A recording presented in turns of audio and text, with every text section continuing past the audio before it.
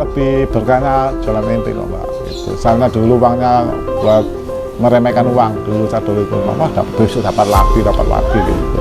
Uangnya sehari buat minum, buat apa? Buat minum, buat judi.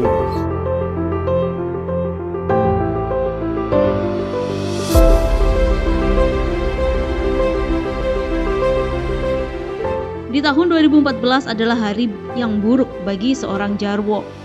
Salah satu juragan kedai kopi di kawasan lokalisasi Doli, Kupang Gunung, Surabaya. Pasalnya, pemerintah kota Surabaya resmi menutup tempat prostitusi terbesar se-Asia Tenggara ini.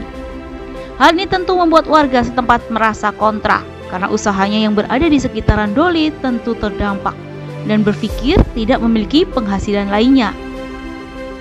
Misalnya nggak bisa diharapkan lagi untuk dibuka Doli kalau nggak berubah nasib kita sendiri. Nah, pas saat itu kami ya juga berapa itu juga dapat bantuan dari pemerintah. Nah, itu hasilnya ya itu saya dimusuhi sama teman-teman penolakan itu. Saat itu adalah bantuan warga terdampak. Dipikirnya itu dapat kompensasi.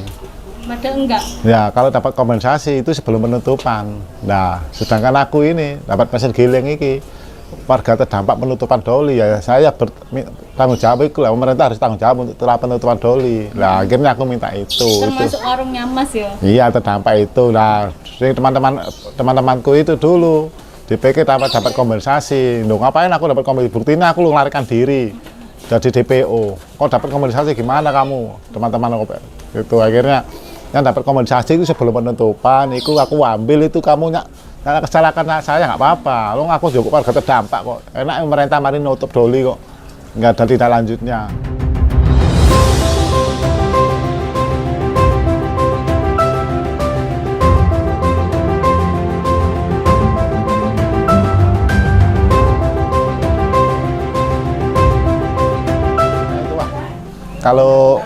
Kalau saya menggantungkan di penutupan Doli, saya setiap harinya makan apa? Kalau cuma jualan kopi lagi, PSK-nya, mucikarinya sudah pergi semua. Lah, sedangkan saat itu Doli itu sama jarak seperti kota mati. Sampai berapa bulan itu. Lah, saya akhirnya Pak As dengar setelah dari DPO dari kasus penutupan Doli, 9 orang itu nunggu P21-nya itu saya berani pulang dan delok situasi Doli sini wah kalau gini terus waduh kalau bukan diri saya sendiri gimana ya kita lihat aja untuk usaha tempe itu pas saya praktekkan itu pas pelarian jadi tahu sih kondisinya buat tempe gimana soro wah nggak males udah kopi enak kalau diake tapi kayak gitu. Cuma uang hasilnya nggak ada kalau jualan kopi itu. Karena memang di lingkungannya seperti itu. Nah, pengaruh lingkungan itu sangat besar. Lah, ya dia kakak saya sudah tahu sih, kok pelan-pelan tahun jualan kopi kok ada penghasilan, suruh ganti usaha tempe, tapi saya nggak mau. Ya pertama ya cuma mengeluh aja, Mbak. Batin aja ya di sini. Habis 1 hari 3 juta. Iya, aku kayak gitu. Tapi ya lebih berkahnya jualan tempe kok Mbak. Gitu. Soalnya dulu uangnya buat meremehkan uang dulu saya dulu itu Mama besok dapat lagi gitu.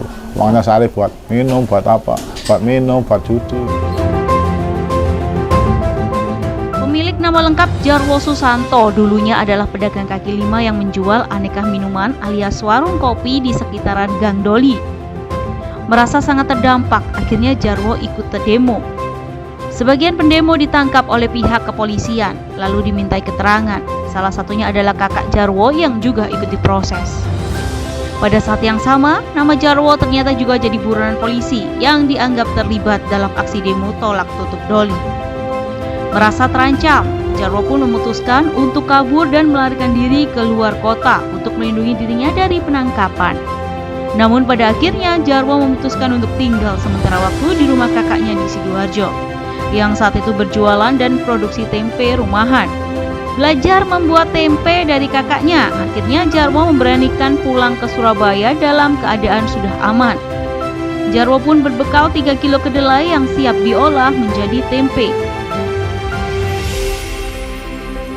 Sekarang ya kalau omset saya sekarang 25 kilo sekarang ya bisa 10 juta. Ya dulu 1 bulan itu. 1 bulan, nah dulu 45 juta tapi nggak ada hasilnya, nggak ada berupa apapun. Nah, jualan tempe barokah lah. Buktinya dapat sepeda motor, peralatan rumah gitu. Nah, kalau sementara ini masih dari pihak pemerintahan aja yang pesan dari kepala dinas. Nah, yang kemarin 2021, ini belum dari pihak Memsos, Menteri Sosial kemarin 2001 sampai 2000 atau 2001 itu ada PKH itu, alhamdulillah ya dapat orderan sampai 5 juta. Merasa sangat didukung oleh semua pihak, Jarwo semakin semangat menjual dagangannya keliling pasar tradisional dan sekitaran tempat tinggalnya dengan berkayu sepeda buntut miliknya. Kini omset yang diterima Jarwo tiap bulannya mencapai 13 juta per bulannya. Dalam sebulan ia berhasil menjual 12.000 bungkus dan produksi sebanyak 25 kilo. Tempe doli Bang Jarwo bervariatif, mulai dari harga 1.000 sampai 2.000 per bungkusnya. Memiliki panjang kurang lebih 11 hingga 13 cm. Tempe Jarwo dijamin sangat alami, 100% kedelai dan jauh dari bahan pengawet. Kalau sementara sih, ya pelan-pelan sih Pak. Kalau doli ada usaha yang kecil-kecil itu kayak rumahnya Germo itu sekarang dikontrakkan, dibuat bisnis usaha-usaha toko-toko gitu. Sekarang dikontrakkan, ada buat warung kopi dipegang sendiri gitu. Jadi ini ya sekarang doli kalau buka nggak ada Mbak. Iya. Kalau terselubung itu pasti ada.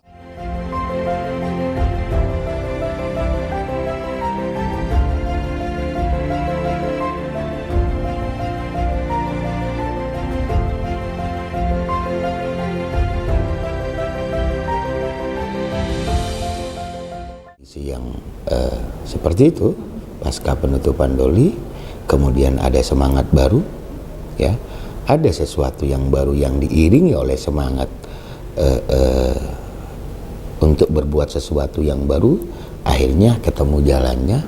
Contoh Jarwo itu seperti kita tahu dulu dia jualan kopi semalam 300, tapi ketika pasca doli ditutup ya mereka juga punya sumber rezeki lain, dia usaha di tempe dan ya alhamdulillah dia bisa eksis, bisa sampai detik ini survive, produksi sehari bisa sampai 20-25 kilo.